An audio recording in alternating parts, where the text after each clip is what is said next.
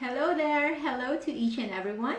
Welcome to this midweek episode of Youth TV Network. So we are live here right now, here in my clinic. This is yours truly, the diet doctora, Dr. Josephine Grace Chua Rojo.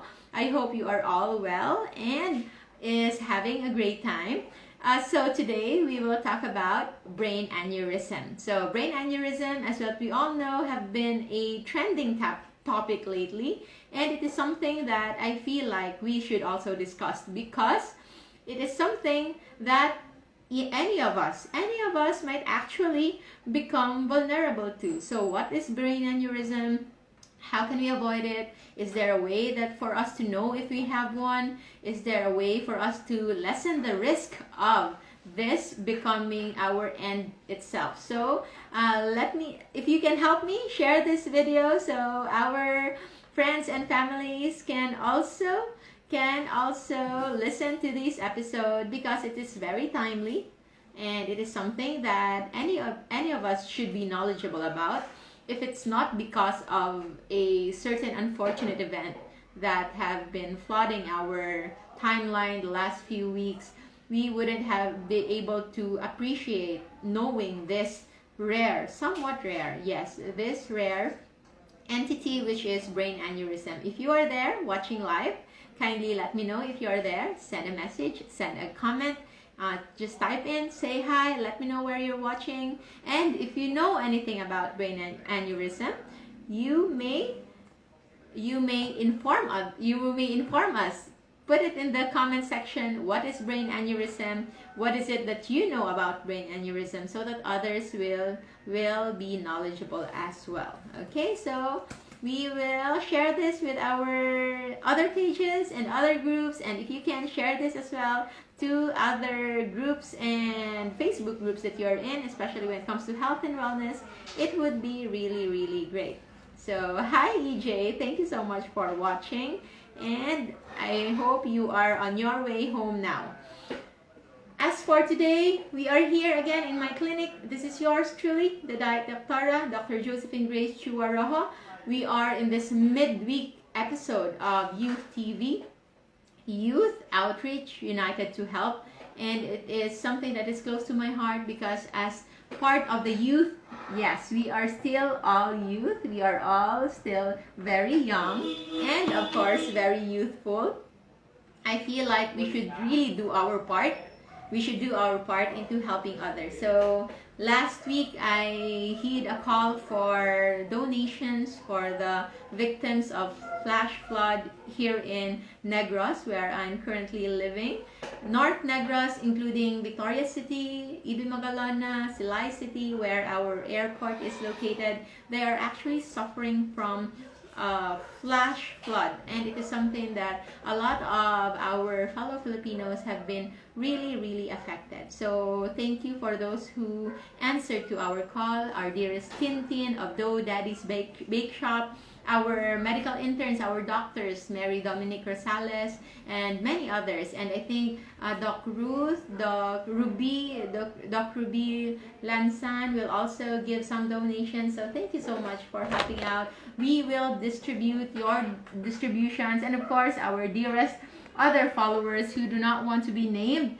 Thank you so much for watching and supporting us, and I hope we get to learn to this episode of the Diet Doctora, your What's Up Doc, for this episode of brain aneurysm. So what is brain aneurysm? Who are at risk for having ruptured brain aneurysm? If you are diagnosed with brain aneurysm, what will you do? And if you are not having brain aneurysm, if you do not have, or you're not born with a brain aneurysm, is it just already a leeway for you to have a not so healthy lifestyle? Is it already an excuse, or is it actually a call for you to appreciate what you have? So we are now here in our episode of live episode of What's Up Doc, and today we will discuss brain aneurysm. So what is brain aneurysm? Do you happen to know what is brain aneurysm? Is it something that we can all, is knowing this beneficial? You think? Is knowing this something that can help us out? So, hello EJ, thank you so much for smiling there. And of course, thank you so much for watching. So to start, we will start. What is brain aneurysm? So brain aneurysm, by its name, is an aneurysm on the brain. So first, we will discuss what is aneurysm. So aneurysm is just actually a disease entity or an abnormality that happens within a blood vessel. So we are all having a lot of blood vessels in the body, but aneurysm, it is usually like a hollow tube. So it is like a tube. The blood vessel is like a tube, and aneurysm will have a bulging in that tube. So there is that relaxed part because the blood vessels will have a lot of layers, and with aneurysm, there is that layer wherein there is that part that is relaxed. It's not tense, and it's somewhat it is not normal in a sense that it bulges. So if you can imagine, it's like a balloon within a vessel. It is a balloon within a pipe, wherein that area is actually at risk of rupture, is at risk of bursting if there is a sudden increase in blood pressure. So it is very, very important that for those people with brain aneurysm or aneurysm per se, is for them to have a maintained low blood pressure level or normal blood pressure level. So we will also discuss what is a normal blood pressure level, what are the things that we can do to make sure that we have normal blood pressure in our system, and is there any other types of aneurysm? Is it just in the brain? Or is it also happening in other parts of the body? And can we benefit if you have brain aneurysm? Do you think we can benefit from a lifestyle of low carbohydrate diet and fasting lifestyle once you already have brain aneurysm? Or is it something that you no longer need? Or for others, they might even be afraid of going into low carb and fasting lifestyle because if they have this, they do not want to go into this change of lifestyle thinking that it might worsen their condition. So brain aneurysm is actually a congenital condition or something that most people are born with. So it's either you have it or you don't, but it's also not impossible for you to develop aneurysm, frank or more obvious aneurysm as you go through in life, because it might be I can always tell them, for those who are having it, to consider it as like a mole. So a mole is something that you're born with. It's something that it can even be familial, like where your mom's mole is, you will also have that. So for example, for me, my mom got a mole in the upper arm, and I have that same mole, only smaller, but exactly the same location as with my mother. So it's just something that you're born with. And aneurysm is actually not very critical, and is something that is not dangerous. In fact, it doesn't cause any symptom at all. Most aneurysm are left undiagnosed, meaning you can go through in life without knowing that you have aneurysm.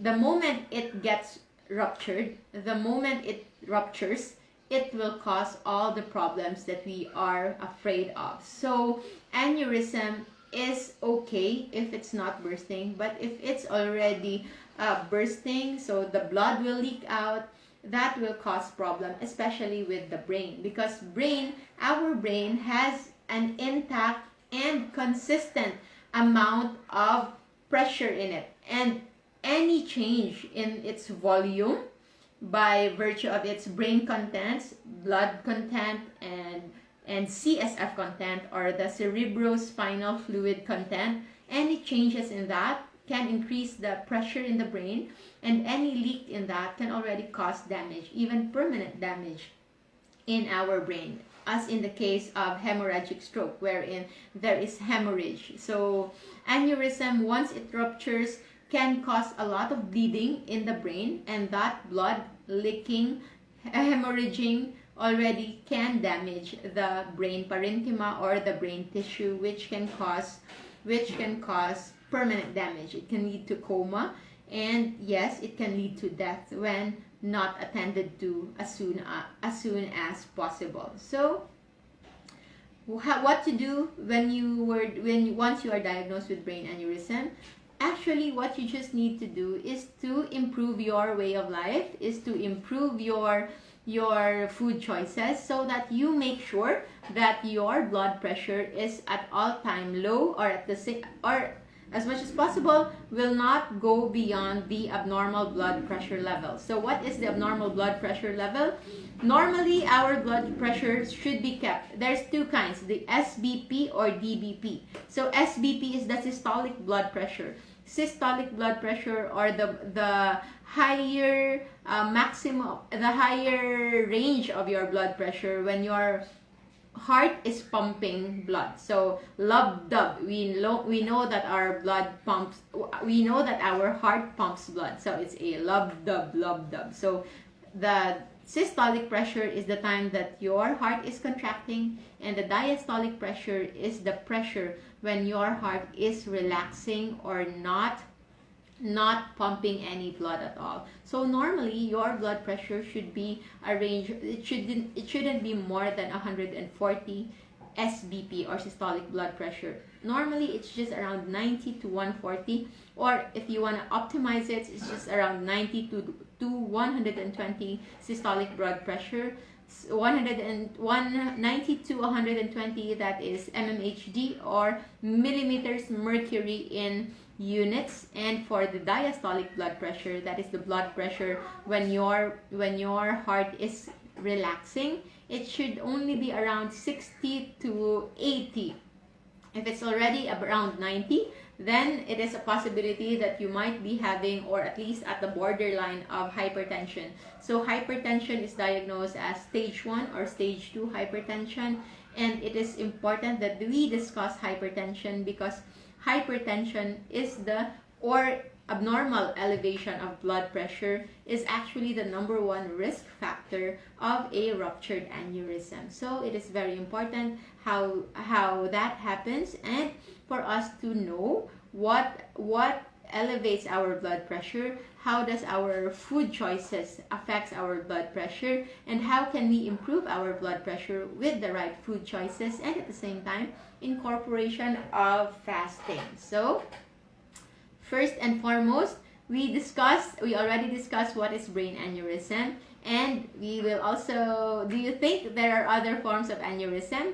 If you know if there are other forms of aneurysm, please, you may answer what are the other forms of aneurysm. Where in the body can we also find other sources of aneurysm? Is it something that is located in other parts of our organ? Is it also in our arms? Is it also in our legs? Is it also in other parts of the body? So if you know the answer, where can you find other forms of aneurysm in the human body? The more common one, so we are tackling about brain aneurysm, but I tell you there are other forms of aneurysm in the body that is also equally dangerous, and it is something that we can benefit from if we know how to handle this, if we know what are the signs and symptoms, because brain aneurysm might not have a telltale signs and symptoms, meaning you might not be able to know. You might not be able to know what if you have it, but this other type of aneurysm will have a symptom. There is a way for you to know if you have that kind of aneurysm. So where can we find that other kind of aneurysm aside from the brain? So if you know the answer, put it in the comment section, and we will discuss if you are right or wrong.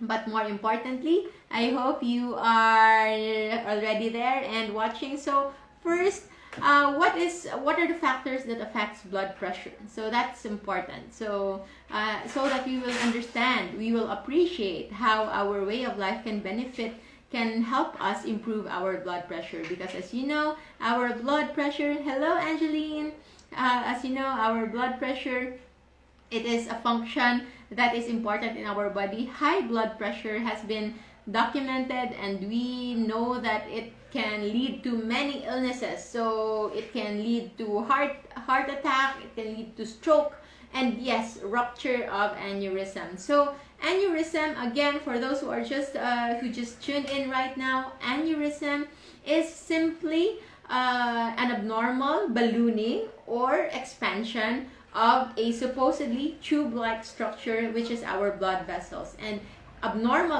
that abnormal ballooning or expansion of that part of blood vessel will make it very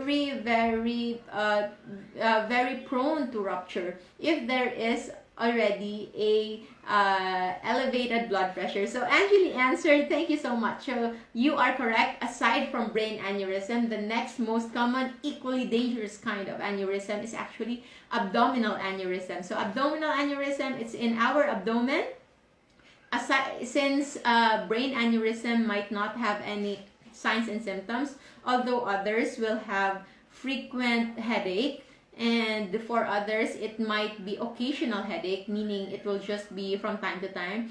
And the most common reason when they get that headache is when their blood pressure is very high or very elevated or increased in pressure. So but abdominal aneurysm, especially for the thin ones, might actually be detectable. So if you palpate the lower part of your abdomen, you might actually be able to palpate or to feel, you will be able to feel what we call as a pulsating mass, meaning it is like a lump, but it pulsates, okay? It pulsates because it is actually not a mass. It is actually not a tumor. It is actually not a lesion or some sort of solid form. It is actually a blood vessel, but it ballooned. That's why it's called aneurysm, and it is pulsating because it is an abdominal aneurysm is an aneurysm of the abdominal aorta. So our aorta is one of the major blood vessels that is coming from our heart. It can be as big as this hollow tube, and if you have an abdominal aneurysm, it can go as big as this. So if you can remember, if you can imagine having been able to palpate something like that in your stomach and it's pulsating, you might want to have that checked to make sure that you do not have any abdominal aneurysm. But also for those who are fasting and already who are very quite thin and somewhat have a very flat stomach, flat tummy, and who might not flat tummy but doesn't have any abs in there yet. So you might be able to feel actually the pulse in your stomach, but don't overdiagnose yourself, because most likely you are just very thin, you are very fit, and your abdominal lining is not that thick, meaning you do not have any much fats in there that you can palpate your aorta or your abdominal aorta. So that's one of the largest arteries in the body, or it's the largest actually. Aorta is the largest artery in the body, but it's a long route. So from the heart, it is going to be it's going to be the aortic arch.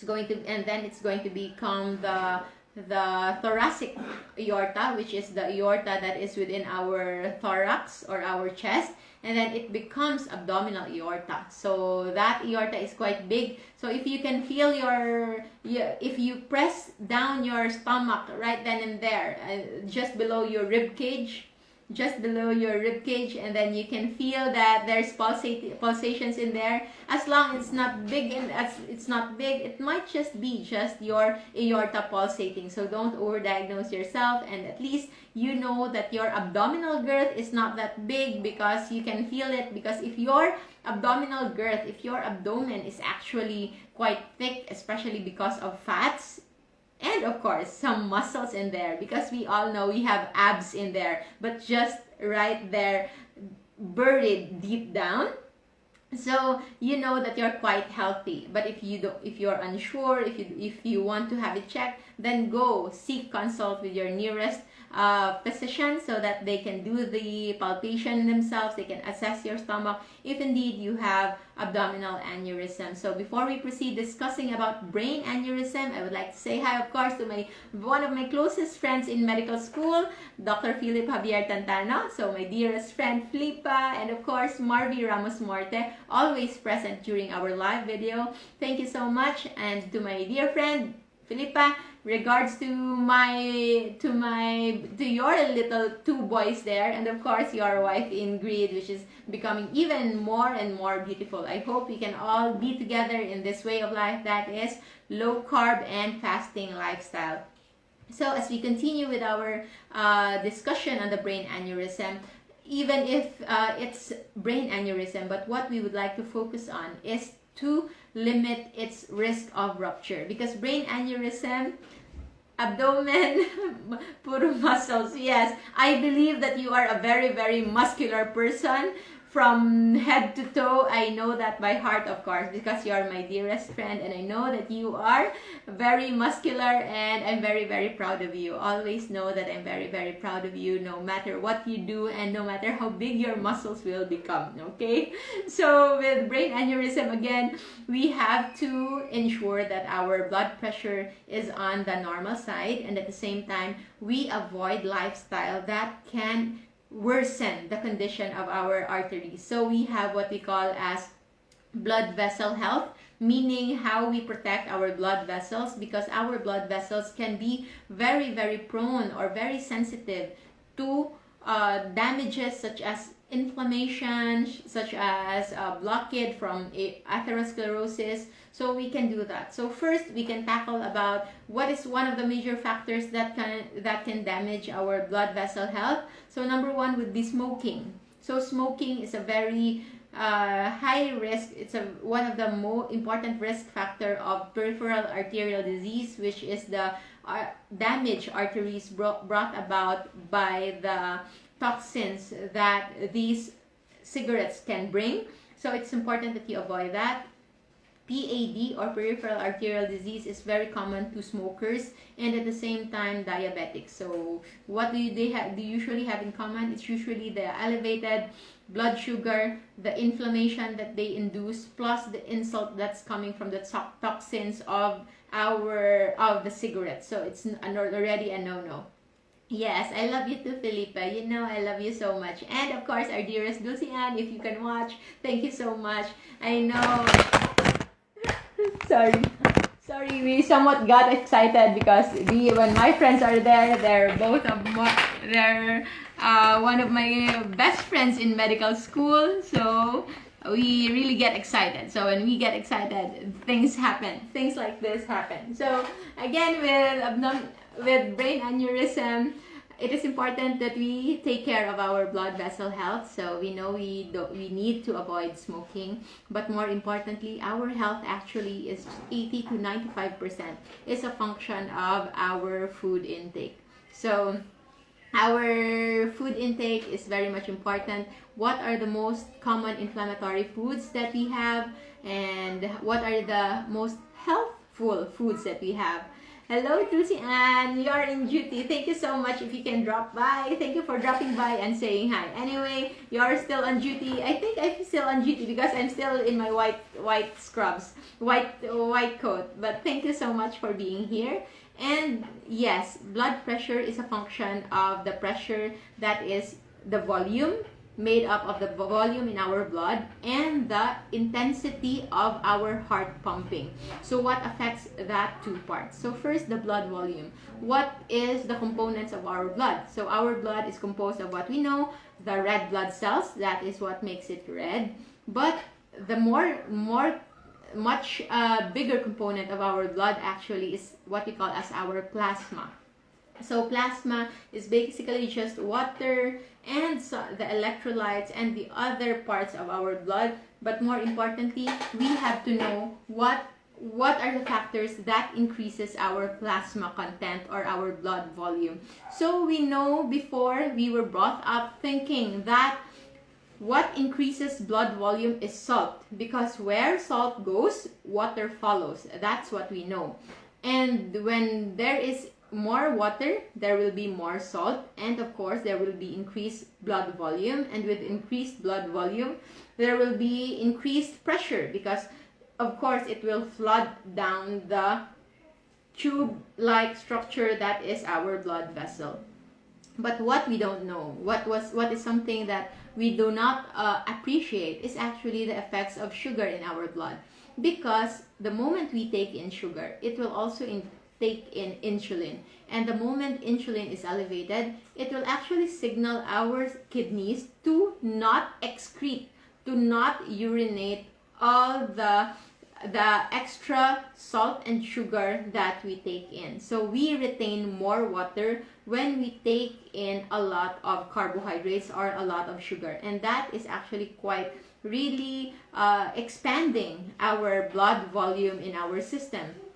So what we can appreciate it actually, because before, as you know, if you've been following me, I used to post a photo of my feet, of my both feet. I usually have every day I experience edema or swelling of both of my legs. I wake up with a very thin legs, and the moment it's already 6 in the evening, my legs is already very, very swollen. It can increase actually up to 1 to 2 inches in a span of the day, in a span of 10 hours. That can increase. But I realized that the moment I learned about fasting and low carb eating, that doesn't increase, and the size of my legs can be retained 24 hours as long as I do not eat sugary foods, okay? Especially high carb foods, because high carb foods, it increases the insulin, and it also increases the blood volume absorption by the blood volume retention in our blood. So if you notice, you can try to check it out. That's why the moment you take in high carbs, you can have an increased weight up to 1, 2, even up to 3 kilograms overnight when you eat those. Even if what you just ate is just a little, even if you ate just normal food, but if it comes with carbs, with carbohydrates, you can see that you will gain more than a kilo of weight, and that is not because of the food you ate. It's actually just about water increasing. So of course, not all of that water will go into your bloodstream. Most of it will go into your what we call as interstitial volume, meaning it's the space between cells. But once that is also full, it can really add up, and put a lot of volume in your bloodstream. That will result into an increased blood pressure. And once there is increased blood pressure, the tendency of your lining of your blood vessel to get damaged will also increase, because normally the water flow, the blood flow there will just be smooth. And worst, once you have increased sugar in your system, increased insulin, there will also be stoppage of fat burning process, and at the same time increased in fat production in your liver. So that those fats produced by your liver, signaled by your insulin, triggered by sugar intake, can actually accumulate in your bloodstream. So that is the reason why there are people who ate a lot of carbohydrates but doesn't get fat. Okay, there are those people who are actually eating rice, 2 cups of rice, 3 cups of rice in a day, and yet they never had an episode in their life that they gained weight. It's because not everyone is a fat former, meaning not everyone gets fats that gets deposited in their arms, in their legs, and in their cheeks, in their abdomen, but some of them has fats that only retains in the bloodstream. And once it retains in the bloodstream, the blood will become thicker than it usually is. So it will become very viscous, as what we call it, and it's no longer that fluid. And that actually will also have an increased load for your heart to pump. So as a result, your heart will pump blood pump harder than it normally would pump, and it will result to an even higher blood pressure. So I would like to say hi from Sir Oni from GT Straight to FB Live. Yes, I'll do that for you. Thank you so much for all of your support, and of course, thank you so much for watching. And Isabel Hubilag de la Cruz, thank you so much for dropping by and saying hi.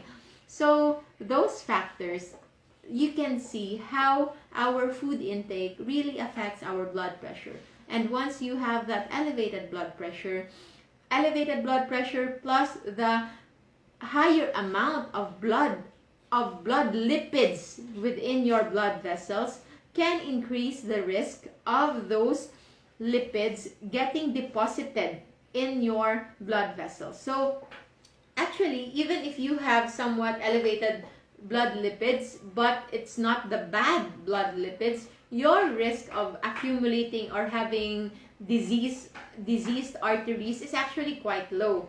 Because even if you already have a lot of lipids in your bloodstream, but as long as your blood vessel is intact, meaning there's no scratches in there, there's no lesions in there, there's no ulcers, there's no inflammation, nothing is wrong with that lining, it will just keep on flowing, okay? But the moment there is already an area there where there is minute damage, that can be a cause of coagulation. Meaning, if you can imagine our skin, if you have a minor scratch there, all of the inflammatory markers will go there and cover it, okay?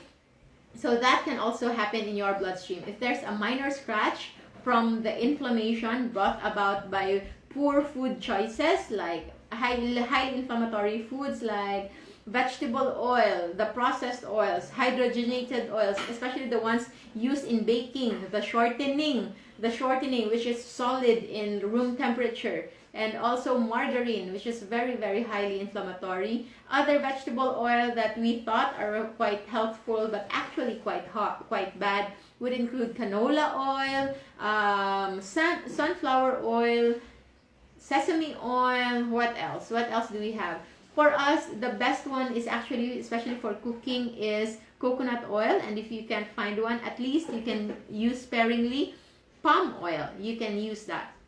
But more importantly, it is very important that you choose coconut oil, especially the more unprocessed ones, whenever you do your cooking. But of course, sometimes coconut can really taste quite strong and might change the flavor of what we are cooking. So a refined coconut oil is a better option as compared to other oils. So those oils, the bad ones that I mentioned, margarine, shortening, the vegetable oils, the seed oils, hydrogenated oils, these are actually quite inflammatory. Another very highly inflammatory foods would be the carbohydrates, especially the sugars, especially the baked goodies that is made from HCFS, high fructose corn syrup, which is a sweetener mostly used by most of our baked products, and all the instant products that we have. Your protein bars used to be your favorite cereals, and other crackers, and most biscuits and cookies, especially commercially prepared, they're all made up of high fructose corn syrup that is very, very highly inflammatory. It can damage our blood vessels, it can damage our liver, it can damage almost every part of our organ.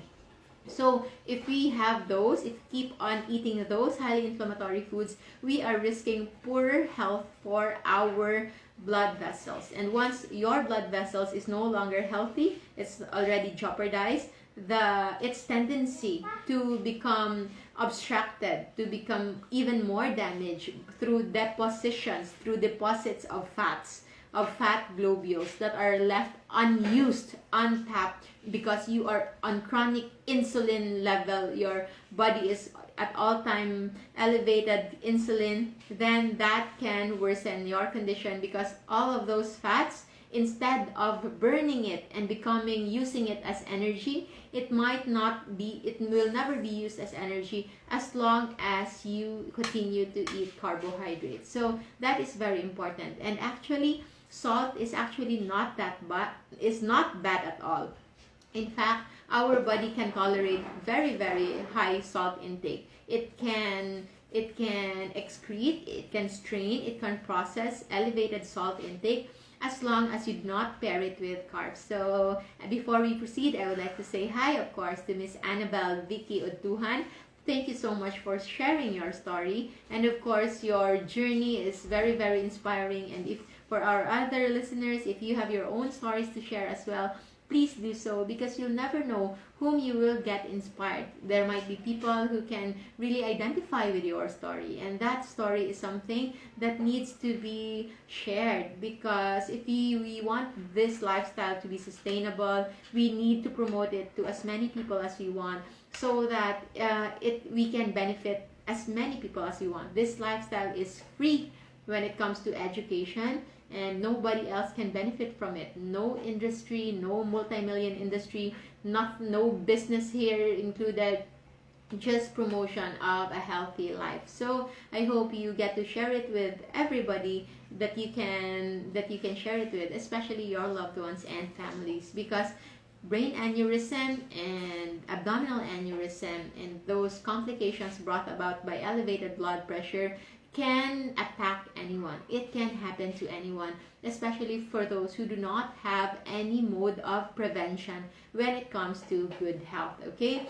And since we know that carbohydrates and sugar is the main trigger, I would also like to emphasize that we understand if other people cannot think of saying no to it, because once you are used to eating sugar, once you are used to eating carbohydrates, your body will keep on looking for it. So your body will keep on searching for it. Even if you still have a lot of fats and extra glucose, extra carbohydrates in your system, you will crave it simply because your brain will detect the glucose level only in your blood, but it will not detect the overall glucose content in your body. So the glucose content, the level of sugar in your blood that's reaching your brain, that is only the signal, but it will not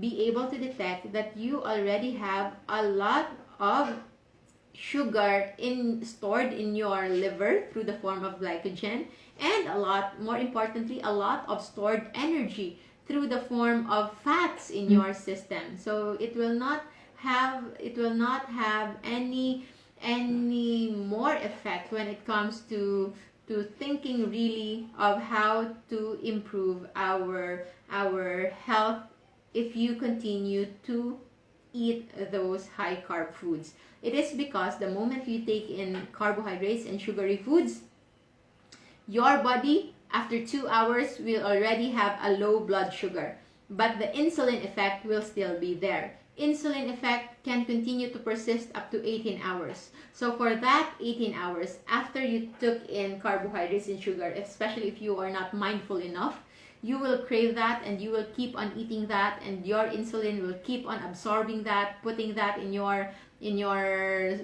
storage area, which is our abdomen, our buttocks, our arms, our legs, the one that makes us heavy, the one that makes us look older, the one that makes us look much heavier. So those insulin effect is really quite damaging, because it will be there until insulin will no longer be there. So it's about 18 hours. So if we are not mindful, we will fall in that vicious cycle of keeping on feeding our body with carbohydrates, with sugar that is actually not essential, but very much addicting. Yes, it is addicting. Sugar is a very addicting food. It's a very addicting form of food, because our body was somewhat brainwashed over the last 2 million years that whenever there is something sweet available, you have to grab that opportunity to take in to eat as much as you want,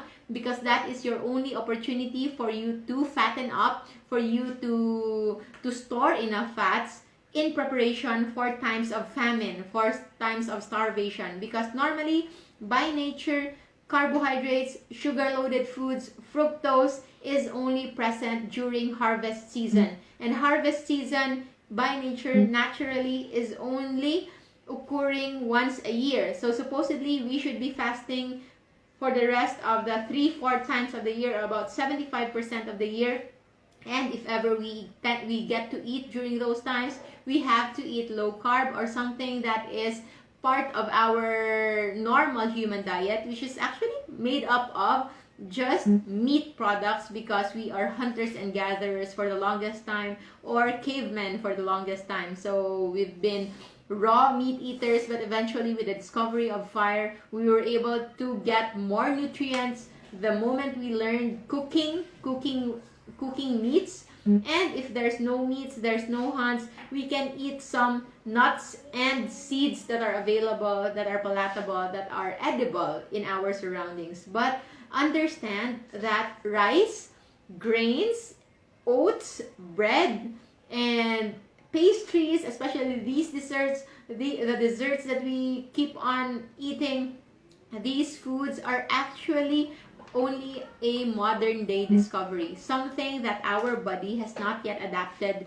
to eating. That is the reason why there are a lot of illness now, what we call as lifestyle diseases, that are actually related directly to modern day eating. So if you want to regain your health the way our caveman ancestors, hunters and gatherers ancestors did before, they only die because of trauma, because of infection, because of some of old age. But dying from obesity, dying from diabetes, dying from heart attack, stroke, that seldom happens. And if there are only few incidents of like mummified or fossils found before with signs of lifestyle diseases, it's only very rare, and it can only be seen among their leaders of their tribe, because those leaders are somewhat more pampered and they somewhat get all the extra food as compared to the whole tribe. And in the end, they tend to be fatter, they tend to be more unhealthy, because again, I would like to emphasize, we always say this, that eating too much, eating 3 times a day for the whole year, 365 days a year, is just too much for our body to handle. But if you think you are very used to that lifestyle and you are at the top of your health, then well and good for you. But know that there are illnesses that might not be that prominent, might not be that evident when it comes to its manifestations, and it will come by like a surprise, just like a ruptured aneurysm.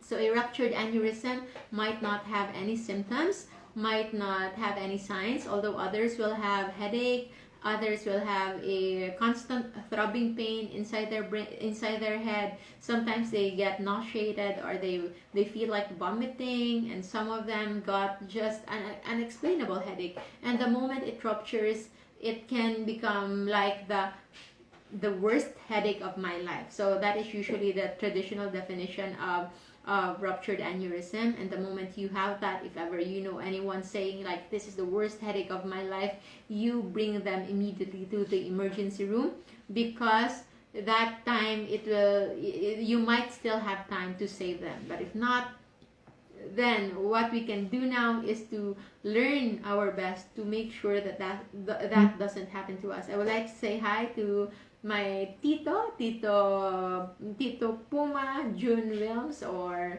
Tito Yoyon as what we call him since we were young. Thank you so much for watching. And of course, Mel Garcia, thank you. And Marby, thank you.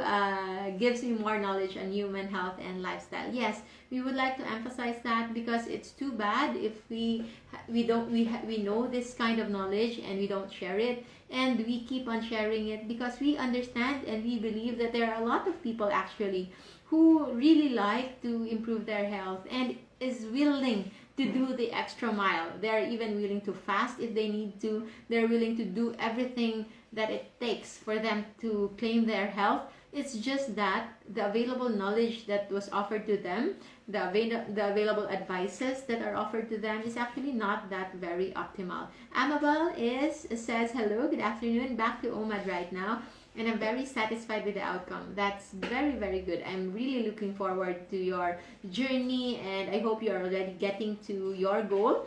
And once you reach your goal, I hope you maintain it, you continue with this lifestyle, because once we get to our goal, it's actually the best time, the best opportunity to prevent any illness.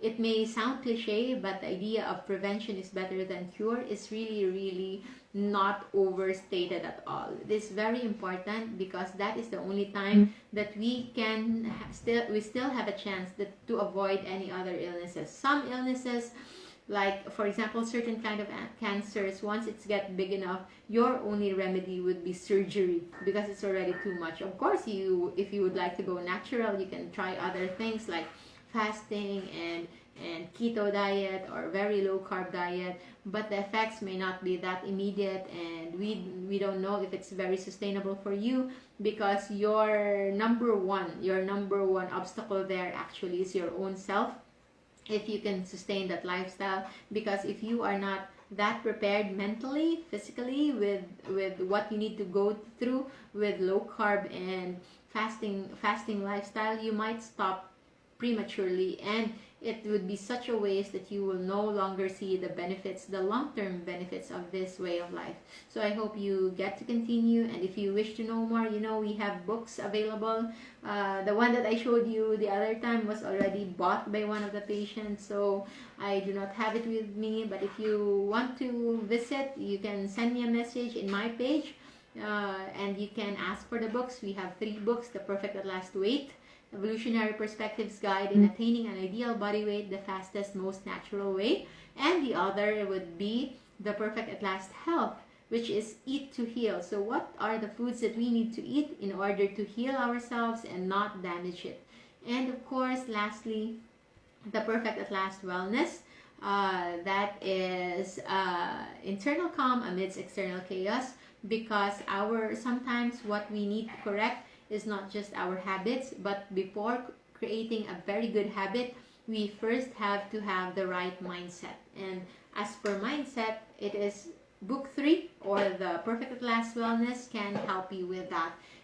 Because the book 1, primary motivation would be your weight, if you want to be at your ideal weight. The other one would be on health, if you want to gain your best health. So the chapters there are divided into diabetes, hypertension, polycystic ovarian syndrome, kidney disease, fatty liver, childhood obesity, adult obesity, and other forms like what else? Cancers and tumors and even allergies. They're all discussed in book 2.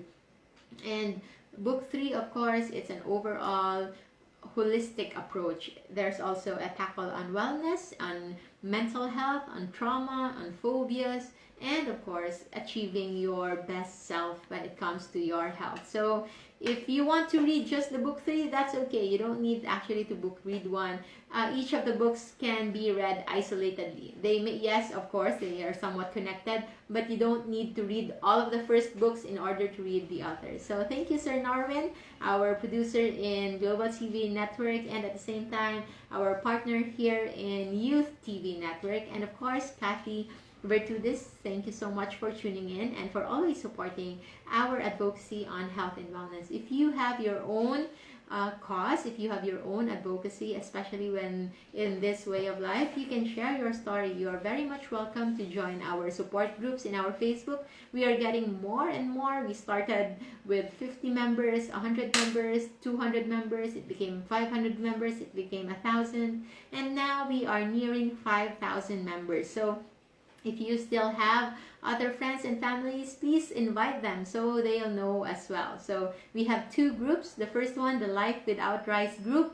If you're already in it, I know you know what's in there. You know that there are a lot of members who are very generous to share their recipe, what we call as recipes that are anti-stroke, anti-heart attack, anti-hypertension, anti-diabetes, because they all actually will heal you because it doesn't have any sugar in it. Sugar and rice. So it's called life without rice. Rice being the representative of all sugary forms that we usually eat. So even if I'm into low carb and fasting, sometimes I admit that there are times that I still eat a little amount of certain carbohydrates. Like for example, whenever we're cooking donuts, we're experimenting on certain recipes, we get to taste them. But I'm so happy to report that today is my 7th day of sugar-free lifestyle again. So even if I've been on low carb the whole time, but there are times that as long as it's will not reach my 50 grams of carbohydrate allowance, sometimes I put that in my daily carbohydrate budget.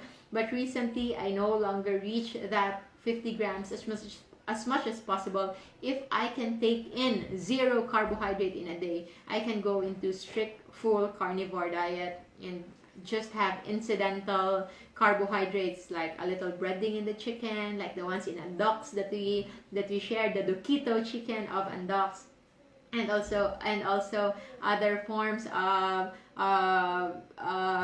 net carbs that are incidental net carbs would be the ones in soy sauce. So soy sauce or soy products, although they're mostly proteins, but they can actually have some starch in them, especially soy sauce. So I hope you get to learn a little from this episode. So brain aneurysm, abdominal aneurysm, most of them are inborn, congenital, and they sometimes do not, most of the time it doesn't cause any problem, but the problem will rise only when they get ruptured. And what will rupture them, what will cause their rupture, is actually poor health, increased blood pressure, damage in the blood vessel health, increased in blood volume, that is from too much water retention, and at the same time forceful pumping of the heart because of a very viscous, very thick blood, which is coming from too much lipids in the blood vessel, too much blood lipids that doesn't get used as energy because there is insulin chronically all throughout the year, never been on the lower side, because absence of insulin actually, or lowered insulin level, will automatically just make your body go into lipolysis or fat burning mode. It will just constantly and automatically use fats as energy as long as there is no insulin. And remember, insulin effect will take up to 18 hours. So the moment you take in something carby, so full of carbohydrates and glucose, it will make your body keep on craving for glucose for the next 18 hours. And of course, since you consume again and again, it will extend to another 18 hours. It's an overlap. It's a continuous overlap. That's why it is what we call as a vicious cycle of getting trapped into a sugary, high carb food intake. Okay, so thank you so much for all of you who are here with us. Take care of your blood pressure, take care of your health, take care of your blood vessel, take care of your brain and your heart by going into low carb diet. And at the same time, equally important, or even more important for me, I believe, is the incorporation of fasting into our way of life, because fasting is the best way, the healthiest and the fastest way to go into ketosis or fat burning mode, because you will no longer use up any energy, any extras from your food, and it will just automatically use up the energy that is in your body from your fats, from your bloodstream, from your liver, the extra glycogen there. It will use that up, and it will make you somewhat forget about that carbohydrate for quite some time. So remember, whenever you're fasting, the first 2 days or 3 days might be the hardest,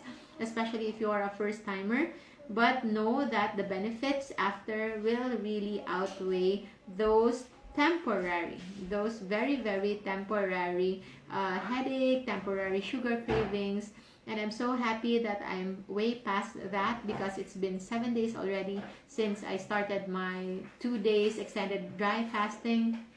And after that, I maintained it with OMAD, 1 meal a day, and at the same time 18 to 19 hours, even 22 hours of fasting up to today. Like right now, I'm already on my 20th hour of fasting. I've had dry fasting for 16 hours today, because this afternoon I had a guest, I had a visitor, and I have some patients. I saw some of them, and I took plain black coffee, and it's something that is okay because it has no sugar in it.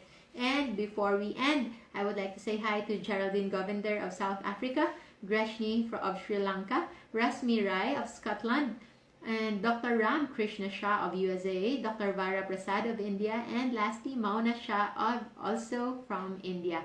So thank you so much. Sorry for the delay and the technical difficulty a while ago. I hope you get to enjoy and still learn something from this video. To all of you who have been following our low carb and fasting lifestyle, know that I'm very, very proud of you, and this journey is yours. It's not me, it's not because of me, it's not because of other people, but it's yours. It's you giving that present. It's you giving that gift to yourself, and that gift to yourself of good health, of healthier life, longer life, is also will mean like a gift to your loved ones and your advocacy, because that is the only way that you can continue what you love doing in this life, by staying healthy, by staying at the top of your health. Okay, especially for those parents, you want your children, you want to see your children, if you want, you can actually, it's better for us to grow old together with our parents, and for your children. Like for me, I want to grow old with my mother, so that's why as much as possible we are in this way of life together. We usually eat mostly the same kinds of foods, although since she is recovering now, she is on what we say as positive protein balance, that is eating more proteins and retaining more proteins as compared to retaining it. That is one of the factors of recovery, because she just recovered from a surgery, and at the same time a high deal of infection coming from her gallbladder, which was a byproduct of decades long of high carbohydrate diet. And this time we are now on the low carbohydrate diet, mostly high fat and moderate amount of proteins. I hope you get to appreciate this way of life as well. Thank you so much for watching. That would be all for now. I will see you on Friday for another Q&A episode at the Global TV Network, in our other page and our personal page, Dr. Josephine Grace C. Rojo. This is your Diet Doctora.